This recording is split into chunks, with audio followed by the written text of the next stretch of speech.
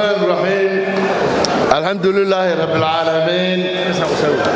والصلاة والسلام على سيدنا محمد وعلى آله وصحبه أجمعين وزيرك عصوب وزارة أمنية وزيرك وزارة دولتها هوساء وزير الدولة هي وزير كحيجيك اللبدا وزارة وزير هذه هراء إنت النصوص شرفتي هلكم فرددا قدومي ياشا قبلة الدلكة ما يرد الدلكة حل بعندا ويلك وحقرتك حويك تلياش عيدا مدى سراكيش كلا عيدا مدى فرديا مروادنا هذا هلكم فرددا مدحنا سفارة هلكن إننا جوجا إنجليزكا iyo Taiwan dhamaan bulshada sharabayaan halkan lagu soo sharifay maanta ka soo qayb galay wareejintan rag iyo dumarba dhamaantiin waxaan leeyahay assalaamu calaykum waraxmatullaahi wabarakaatuh mudanayaal marwooyin waxaynu ka warqabnaa geedi socodka siyaasadeed nabadgelyo dawladeed maamul dhaqan ee qarankan reer Somaliland ee muddo 34 sanadood aynu soo wadnay ayay tahay sunnihiisa dawladnimo iyo waajibaadkeena qaran inaynu nidaamkeena dawladnimo ku soo wadno nidaamka habka afka Soomaaliga aynu u bixinay qorisku dhiibka maalinba cidda sida uu jideynaya qaranka dastuurkiisu iyo xeerarkiisa ka farcama ee lagu wareejinayo dawladda cidda hore ee haysayna ay xilka wareejiso sharaf bay maanta ii tahay xilka wasaaradda arrimaha gudaha iyo amniga qaranka 7 sanadood hortood wasiirkii iga horeeyay ee hayay wasiir Yaasiin Maxamuud Xiir Faarax Yaasiin Faratoon oo isna xilka hayay ayaa igu wareejiyay haddii aan 7 sanadood hayay sharaf bay anigana ii tahay maanta inaan xilka sidii la igu wareejiyay aniguna aan u wareejinayo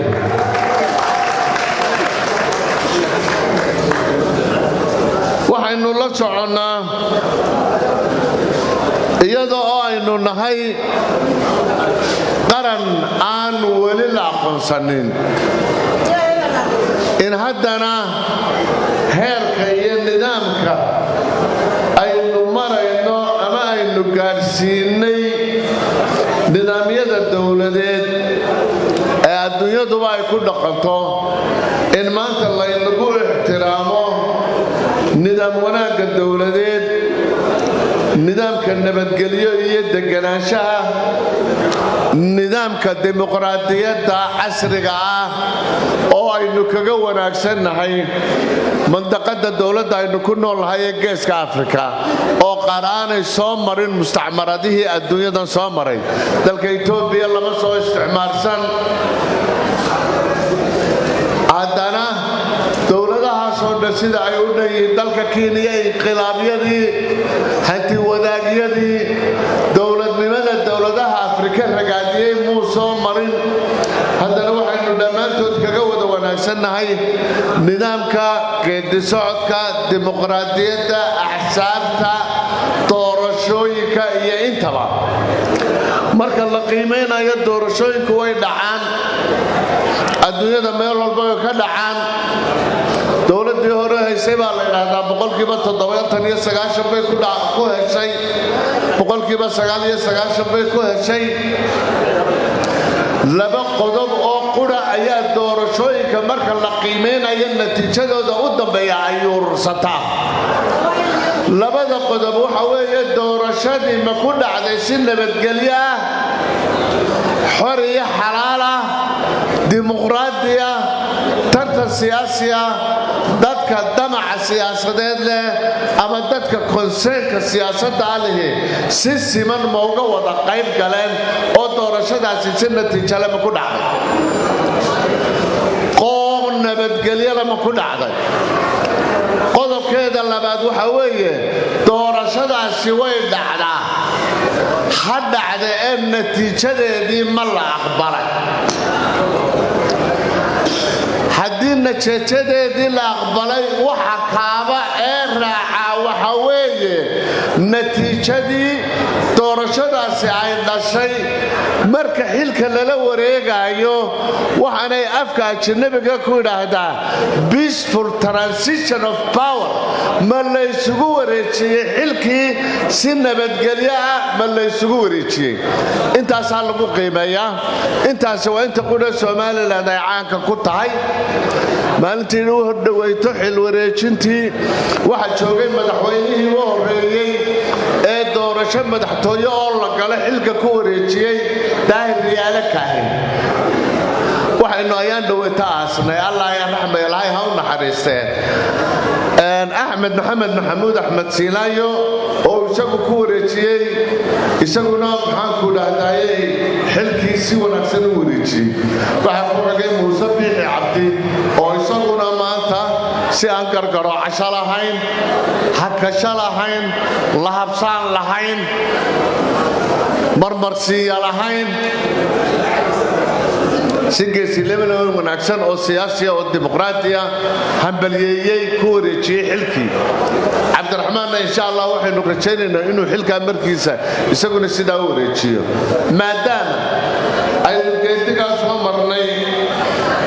كيد سعود كذا أسمع مرني وحنا مركا وباهنا هاي مركا حلكة أنا وأنا ما أنت وري شيء يانا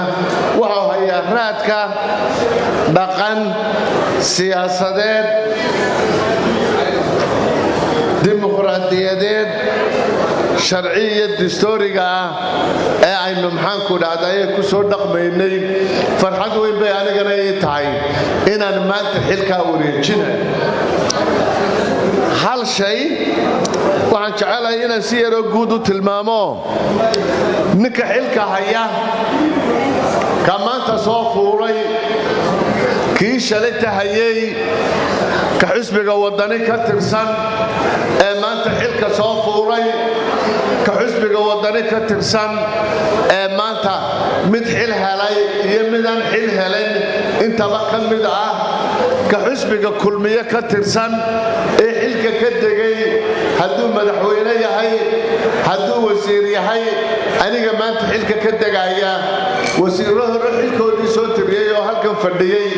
oo xasan gaafadhi ka mid yahay oo wasiirkii cadaaladdu ka mid yahay oo wasiirkii diintii awqaafta ka mid yahay oo halkan ka tagayna ka tagay hal shay baa jiro midna waxba u kordhin siyaasadana waxba u kordhin qarannimadana waxba u kordhin dawladnimadana waxba u kordhin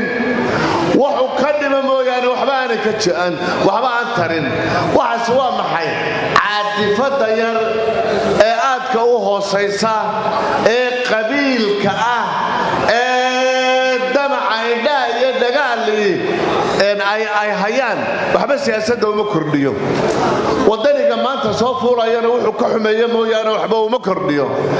qoladayada kulmiye halka ka tegaysa madaxweynaha iyagii sida wanaagsan u wareejiyey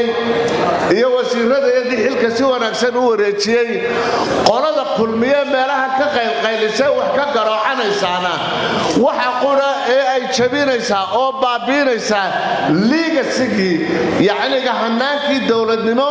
iyo wixii la sameeyey ee aan ka tagnay bay xumaynayaan qoladaa wadaniya degdegaysaana dayaro kaftana haddaan ku daro qoladaa wadaniya aadka u degdegaysaana madaxweynaha iyo xilka uu maamulayaabay wax ka xumaynayaan intaa marka laga imaado wasaaraddan arrimaha gudaha waa tii aadka wax looga yidhi wasaaradaha qarankay ka mid tahay laakiin maadaama xilka ay haysaa uu ahaa xilka amniga gudaha ee qaranka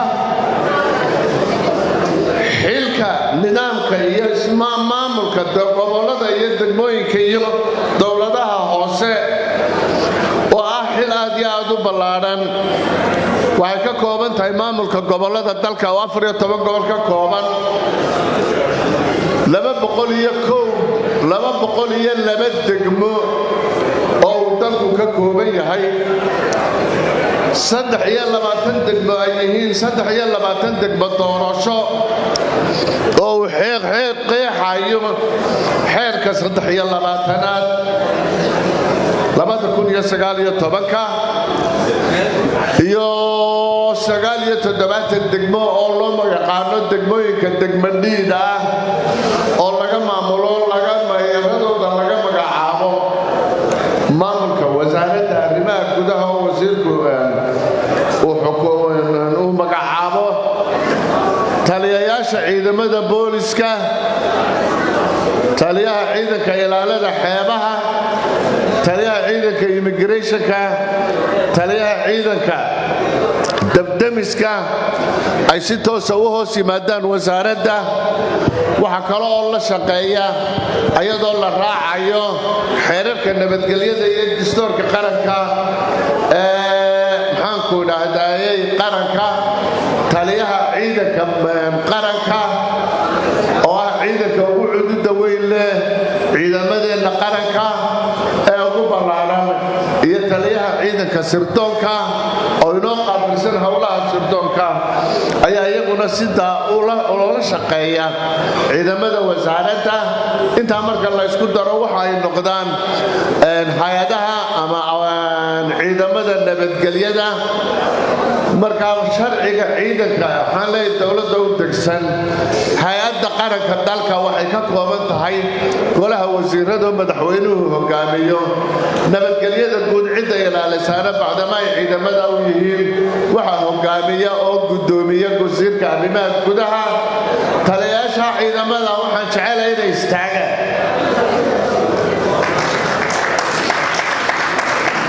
taliyayaasha ciidamada waxay madax ka yihiin ciidamada amniga dalka nabadgelyada halkan lagu fadhiyo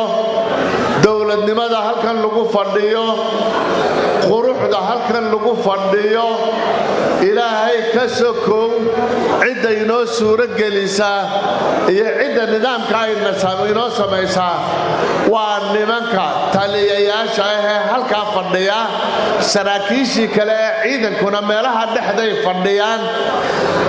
nin waliba qaranka wuu ku faanaa laakiin cidda faanka lehi waa nimanka maanta qaranka hortiisa wasiiradaan xilka ku wareejinayo waxaan intaba hortooda ka qirayaa inay nimankaas iyo taliyayaashaasi ay yihiin dadka aniga iyo mas-uuliyiintii kale ay la shaqaynaysay suuro geliyey qaybta ugu weyn ee lafdhabarka ka ah qarannimada oo nabadgelyo ah inay mas-uuliyadooda leeyihiin dadka hortiisa ayaan waxaan uga mahadnaqayaa inay yihiin dad sharaf leh saraakiil diyaarsan aqoon leh akademik ah hawlahooda iyo waxooda si fiican u diyaariyey suuro geliyey in nidaamka dowladnimo ku shaqeeyo nabadgelyada ciidanka ay madaxda ka yihiin ay sameeyeen ayaga talisyadooda guud ee ciidamada saraakiishooda waxaan uga mahadnaqayaa sidii aad iyo aadka u wanaagsanayd ay aniga iila soo shaqeeyeen waxaanan ka codsanayaa inay la shaqeeyaan sidaa iyo si leeg iyo kasii adag nimanka wasiirada ah ee maanta aan xilka ku wareejinayo ayagaa maantana xilkii qaranka aan hayay aad igula shaqaynayseen ee dastuuriga ah iyagaa hayay waxaan idinka codsanayaa idinka baryayaa idinku amrayaa inaad sidii si leeg ula shaqaysaan aad iyo aadna waad u mahadsantihiin waad fadhiisan karaysaan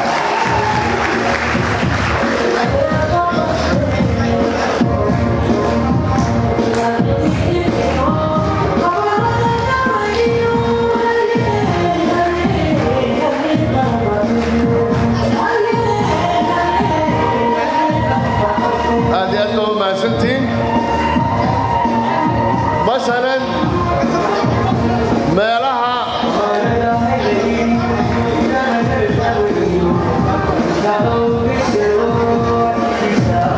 haddaan tusaale ka soo qaato ciidankeenna qaranka meelo fara badan oo nidaamka dawladdu aanu aad u gaadhin ayaa maxaanku dhahdaye jira waa lay qabsaday yariga raalle ahaada ciidanka qaranka anigoo ku ammaanaya taliyaha ciidanka qaranka nuux ismaaciil taani meel allaaliya meeshay joogaan aanu nidaamku ka hirgelin ayagaa badho saabka ah ayagaa meeyarka ah ayagaa biliiska ah ayagaa ciidanka ah ayaga iyo biliiskuna meel walba way ka wada shaqeeyaan aad iyo aad baan ugu mahadnaqaynaa waa inaan ogaanaa adduunyada marka la joogo meel kastaba joog haybadda iyo sharafta nidaamka dawladnimo qaran walba wuxuu saaran yahay ciidamadooda qalabka sida ayuu qaran walba u saaran yahay wasiirada waxaan jecelahay inaan u sheego sidii taliyaha biliisku uu u sheegay maadaama ciidanka qaranku gaar ahaan biliiska iyo ciidamada amnigu guud ahaantoodaba ay nidaamka ilaaliyaan mar walba iyaga waxay ishaystaan nin nidaamka nabadgelyada sharciga qarannimada jabinaya iyo nin ilaalinaya bay noqdaan waa kii taliyaha biliisku halkan sheegay askarta inta dhaawaca waa kan sheegay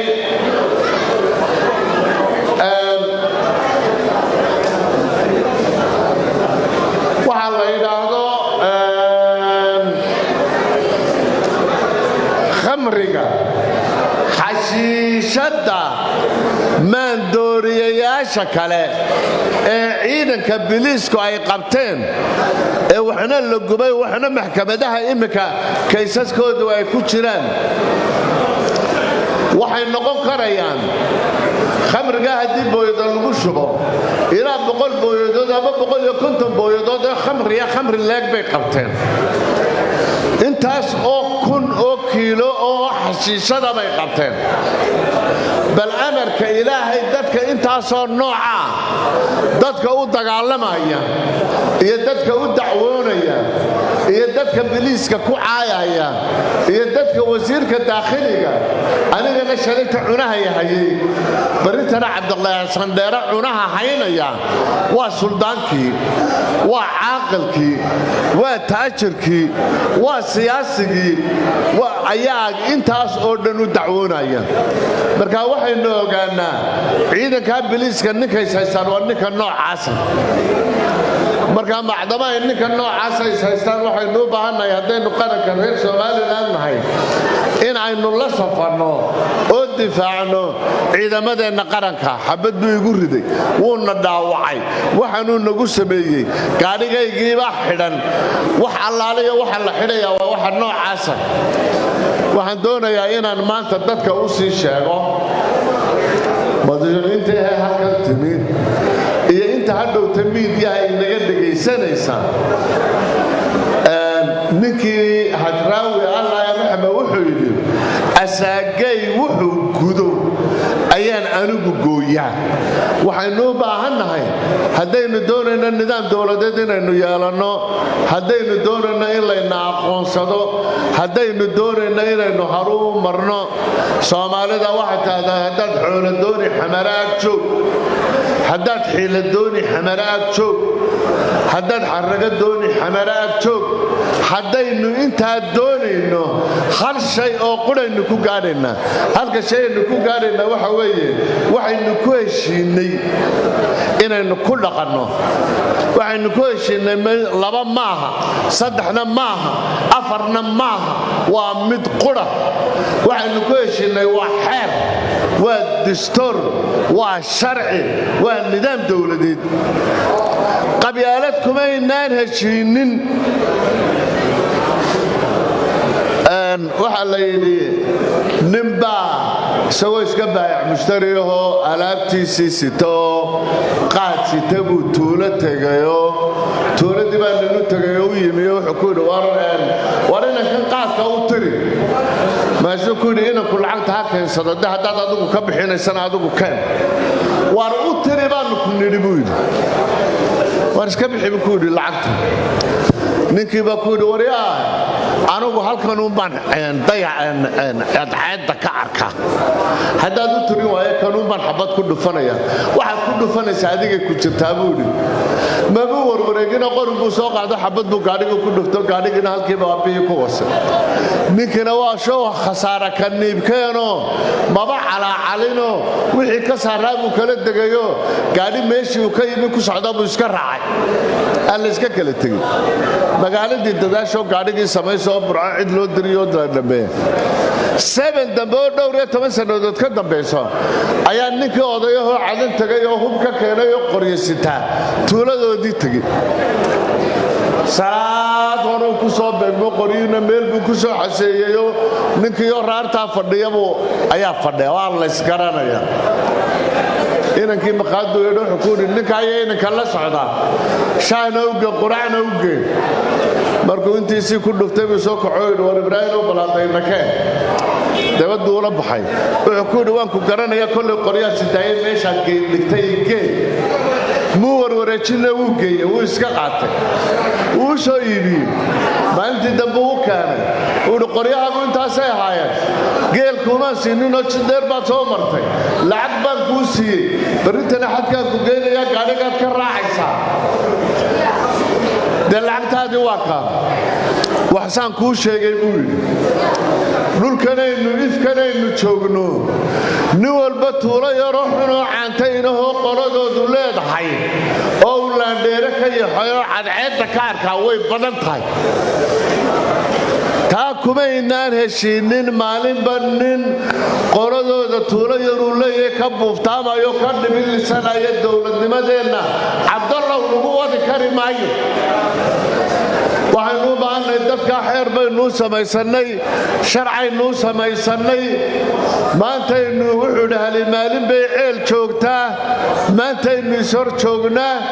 heshiis ma ku nahay noocaasi cid kastaba ha noqdaane in laga qabto wasiir qolo wadaniina halkaasay ka soo murmaysaa waxbay ka shubaysaa qolo kulmiyiina halkaasay joogtaayo kuwaasay isu jawaabayaan labadaa qolo miyaynu isu daynaa mise tallaabaynu ka qaadnaa anugu maanta xilkana waan ka degayaa guddoomiyaha xisbiga kulmiyana waanahay awood baan ku siinayaa waan kuu fasaxayaa aniguna hadhowna waan sheegayaa qof allaale iyo qofkii kulmiyo ah rag iyo dumar inan iyo inan ee arrimaha ka hadlaaya calaa duul baad u xidhaysaa maxkamadna waad saaraysaa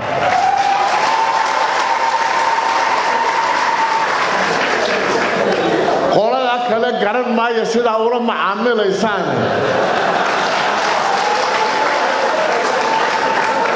waxba anugu ka sii odhan maaye qoladayadana waannu idinla edbinaynaa madaxaan ka garaacaynaa xukunkiina idinkaan idinku wareejinnay bal waxaa ka yeelaysaan idinku dib isaga noqdooo waxaad yeelaysaan madaxweynaha imminka annakaa ilaalina idinkuma ilaalisaane xagxagashada ka daaya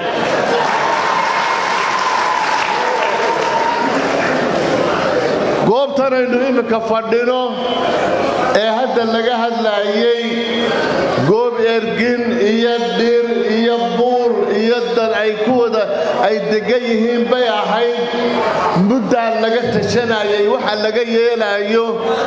dadkaa meeshii loo heray nin weliba maanta wuxuu ku leeyahay dhul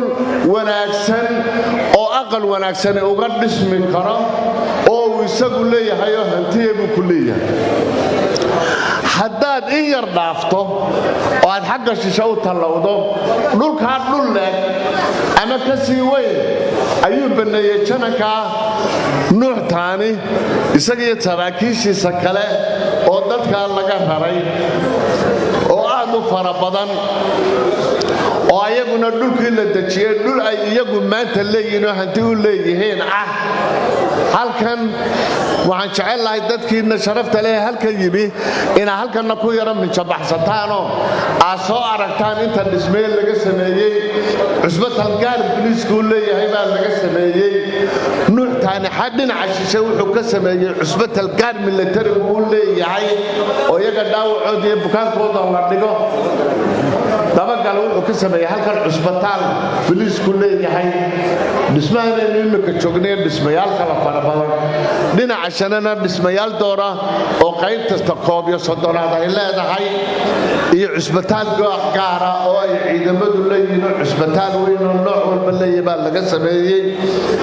xafiisyo badan oo kala jaada iyo deganaansho kala farabadanna waa laga sameeyay ciidanka asluub ciidanka immigration-ka dhammaan xuduudaha baraha laga soo galo dhan bara casriyaysan baa laga sameeyay low yacdo markaad soo taagto ee shaabadaada lagu dhufto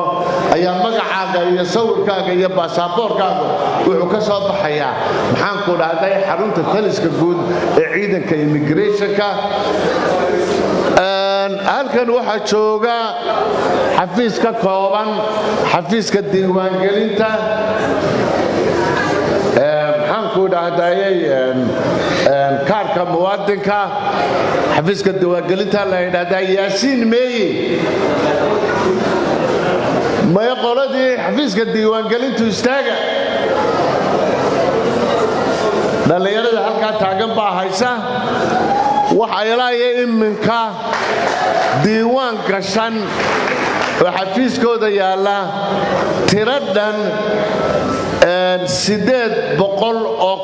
oo qof oo dhowdhow wax yar oo muwaadina ayaa kaarka ku diiwaan gashan erigaaba markaad ka soo gasho boorama markaad ka soo gasho arrinkaaga iyo sawirkaaga iyo waxa yaalaan maxaan ku dhahday halka waxa maanta isku xidhan xafiiska dawladda diiwaangelinta ee wasaaradda arrimaha gudaha gudbaanka dhexe wasaaradda ganacsiga wasaaradda tacliinta waxoo dhan way isku wada xidhan yihiin inuu qof kastoo jooga arday kastoo jooga uu kaarka muwaadinka leeyahay wasaaradda arrimaha gudaha ayay maxaan ku dhahday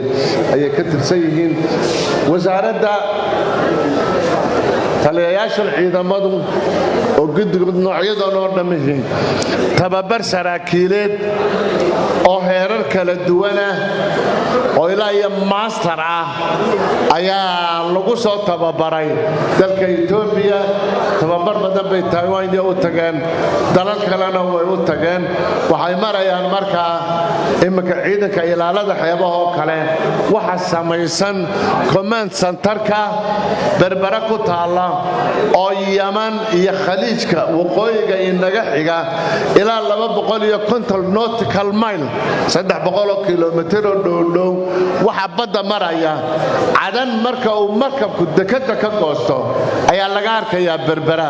marka berbera laga arko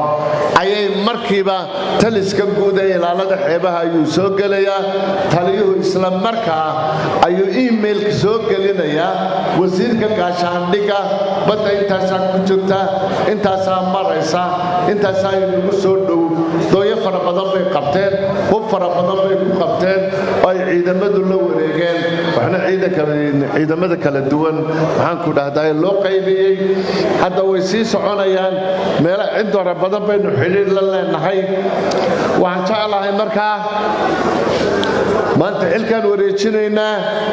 taliyaha biliisku inuu si gaar ah taliyaha wasiirka amniga u diyaariyo amniga arrimaha nabadgelyada argagixisada hawsha uu briefing gaara ka siiyo maxaan ku dhahday labada wasiirka ilaalada xeebaha sidoo kale isaguna briefing gooniyo maxaan ku dhahday ka siinaya wasiirka madaxweyne taliyaha immigration kuna si leegtaasuu ka siinaya taliyaha dabdamiska aad iyo aad baan ugu ballanqaaday inta ugu mahadnaqaya dabdamiska dalka ilaa iyo gobolka Sanaag mayd wuxuu ka wada hirgeliyay baro dabdamis oo ay dhammaantood yaalaan maxaan ku dhahday baabuurtii dabdamiska wax yar mala Taiwan hal gaari bay nasiisay laba saddex gaari baa ugu badan waxa mucaawino laynoo siiyey in allaaliye inta kale waxa laga hirgeliyey miisaaniyadda qaranka ayaa dabdamiska laga hirgeliyey magaalada Hargeysa dhowr degmo dhowr goobood oo dabdamis bay lagu leeyahay magaalooyinka waaweyn dhowr baa lagu leeyahay magaalooyinka kalena in kooban baa maxaan ku dhahay lagu leeyahay mudana wasiir waxaan doon kula socodsiinayaa oo aan isleeyahay sida ugu degdegsan talaabaha looga qaado oo ah xeerarka lagama maarmaanka ah ee wasaaraddu diyaarisay ee hawlqabadka wasaaradda adigana ku hor ooli doona ee degdega ah ee baarlamaanka ka gudbi karila waxa ka mid ah xeerka kufsiga oo aad u koraya baarlamaanka qolada kulmiye majority kuma ilahayno qolada wadaniba ku lahayd wixii xeer la geeyo hoostay dhigayay dawladda waxaan ku kari laanahay warka kufsigu xusbina uma adeegayeen hablaha la kufsanaya qaarna waa wadani qaarna waa udub qaarna waa kulmiye aynu kufsiga talaabo ka wada qaadno xeerka waxaan jecelahay wasiir inaad madaxweynahana la kaashato aad iyo degdegna maxaan ku dhahday loo fuliyo waxa ka mid ah xeerarka mukhadaraadka maxaan ku dhahday iyaguna yaallo oo imika maxaan ku dhahday nagu soo koraya kuwaasna inaynu aad iyo aad u dedejinno wasaaradana hadda imika waxbixinta waxay ku yaalaan xil wareejinta aan idinku wareejinayo marka waxay u baahan tahay xeerarkaasi wasaaraddu waxay ku shaqaysaa waa xeer waxa hawsheeda hirgelinayaana waa xeer waxaan u baahannahay xeerarkana in la dhameeyo dhismayaal fara badan oo kuwii taliyaha biliisku uu sheegay baa halkan laga fuliyey dhismayaal fara badan bay fuliyeen maxaan ku dhahday dabdamisku dhismayaal fara badan bay fuliyeen immigrationku oo immigrationku ilaa iyo maxaan ku dhahday loo yacdo taguwa jaale Hargeysa maxaan ku dhahday Burco gidigod dhismayaal aad u qurux badan oo wada fooqa ayaa immigrationka loo sameeyey oo systemka imika ay ku shaqeeyeen waxa weeye waa systemyadan casriga ah ee adduunyada dhan lagu wada shaqeeyo systemka la yiraahdo MIDS oo adduunka dhan lagaga shaqeeya immigrationkeena lagaga shaqeeya tababarana cid bay u dirteen kuwa kalena waa la tababaraa kulliyadda ciidamada qaranka oo taliyada ciidanku uu abaabulay oo dhisay ayay la wadaagaan saraakiishan kale ee wasaaradda hoos timaadee biliiska iyo maxaan ku dhahday immigrationka iyo maxaan ku dhahday ciidanka ilaalada xeebaha maxaan ku dhahday ayay saraakiil geystaan hadda imika ciidanka immigrationku wuxuu isaguna sameystay kulliyad kooban oo lagu diyaarinayo saraakiisha maxaan ku dhahday ciidanka socdaalka ee immigrationka tababaradaasna way sameeyeen dhismayaasha faraha badan leh maxaan ku dhahday waa la sameeyey waxaan xidhiidh la leenahay wasaaradda doora bay isku shaqo yihiin oo ay goobaha dhulka oo dhan wada joogaan masalan wasaaradda tacliintu ilaa degmo ilaa iyo tuulay joogtaan wasaaradda arrimaha daakhiliguna ilaa intaasay joogtaa iyo biliisku wasaaradda caafimaadka wasaaradda xanaanada xoolaha wasaaradda maxaan ku dhahday tacliinta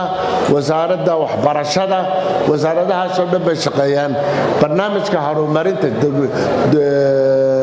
dowladaha hoose ee lahda JBLG-gana way ka wada shaqeeyaan barnaamijka JBLG-ga waxay naga caawin jiray hay'ado maanta way soo gabaabsiyeen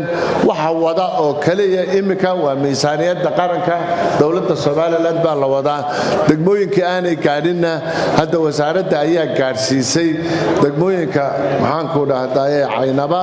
iyo degmooyinka Eelafweyn iyo degmooyinka Ceerigaabo intaana maxaan ku dhahday way gaarsiisay wasaaraddu waxay hirgelisay mashruuca ugu ballaaran oo ah mashruuca loo yaqaano مشروع محد دولتها هوسه Local Government Institute LGI oo ay sababtu tahay nidaamkeena dawladnimada base-ka ugu hooseeya ee ugu ballaaran waa base-ka gobolada iyo degmooyinka dawladda dhexe inta xafiiska madaxweynaha iyo wasaaradaha fadhiya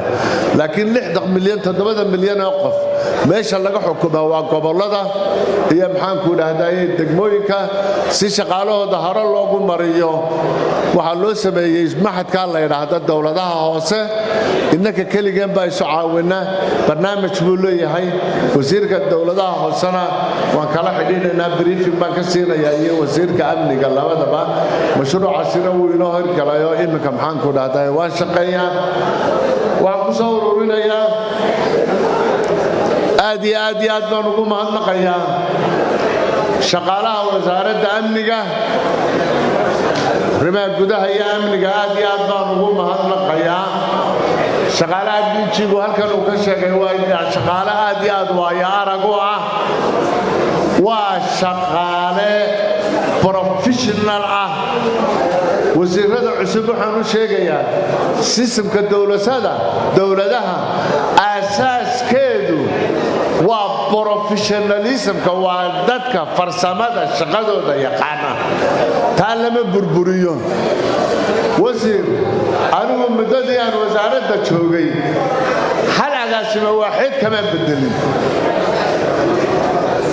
sababtaanan uga bedelin waxa weeye aroortii markaad 4 warqadood ee correspondence-ka lagu keeno jawaabtaas mid walbanaysa aaminay ka soo diyaari mustafa halkan inala hadlayo cuqaasha ka soo diyaari nimcooy waa xoqaynteeda ka soo diyaari shaqo badan ba ka qaadan mayso agaasimayaashii 7 sanadood aan ugu yimi baa joogay laba sababood midna uma bedelin qabyaalad uma bedelin wax ilka iyo qoladayada ugu yar mid labaadna uma bedelin kulmiye ma tiidina uma bedelin mid saddexaadna uma bedelin garawo aanan garanaynin wuxuu bartay iyo wuxuu qabanayana intaan soo kaxeeyo magacaabo nin 20 sanadood wax joogay oo burta calaashaday oo waxaba korka ka haya inakuma bedelin oo waxaan isiri shaqadaadu sidaa ku socon mayso wasiirada waxaan kula talinayaa Cabdalle wasiirada waxaan kula talinayaa iyo qolada wadaniba guud ahaanba shaqaaluhu yaanu kulmiye idin soo urina dad professional ba ku jira horta hubiya waxaan jecelahay oo halkan uga yeedhaya calaamadda wasaaradda Faysal Meeye agaasima Faysal waar soo cararde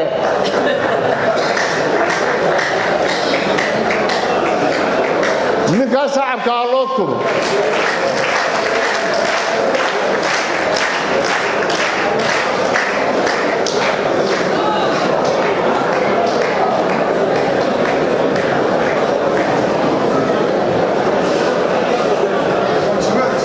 Faysal waxaan ugu yeedhayaa halkan oo Jamaal waa arkaysaano waa ninkan gacanta go'an waana arkaysaano lugtanina way go'an tahay ninkani wuxuu ahaa waashmaanka wasaaradda iridda laga galo waashmaanka aha ninkani waligiiba uu dhiganayo waxbuu dhiganayo jaamacaddii buu ka baxay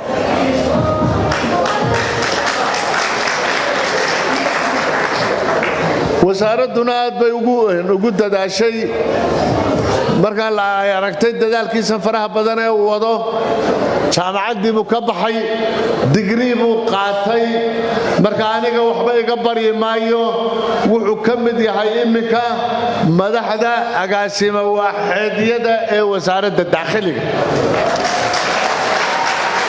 agaasi dhanbu ka madax yahay dadka tusaalaana wuu yahay wax badanna waanu gabyaa been idin sheegi maayo anigu ninkaa beri dambe isagoo aan hawsha u magacawnay ayaan ogaaday cid alaaliye cidda uu yahay marka imika wuxuu noo yahay calaamadda wasaaradda wasiir ninkaasi waa calaamadda wasaaradda marka adigu kugu xidhnaanayaa wasaaradana xidigaasu ka yahay waajibkeedii wasaaraddu way soo marisay Faysal aad iyo aad baad u mahadsan tahay waxaan ku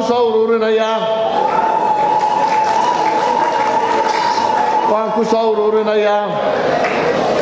wasiirada maanta xilkan aan ku wareejinaynaa waxaan leenahay waan ku soo dhawaynaynaa waxaan ku soo dhawaynayaa oo aan ku wareejinayaa wasiir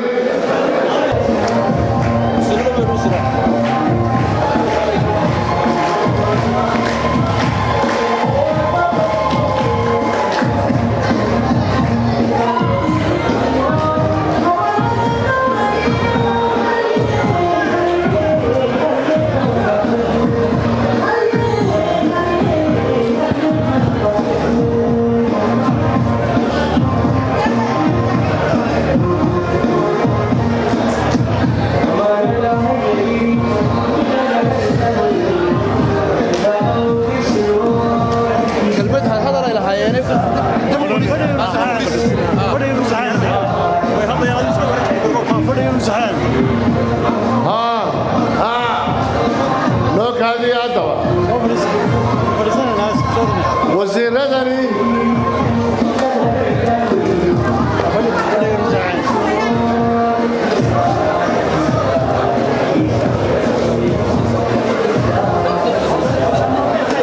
labada wasiir dowlaha amniga iyo wasiir ku-xigeenka wasaaradda dowladaha hoose waxaan ku wareejinayaa dadweynahan iyo shicibka hortiisa wasaaradda arrimaha gudaha ciidamada qalabka sida ee la shaqeeya wasaarad goba hawlkar ah shaqaale iyo muwaadiniin wanaagsan leh ayaan idinku wareejinayaa ku soo dhowaada aad iyo aad baa u mahadsantihiin wasalaamu calaykum waraxmatullaahi wabarakaatu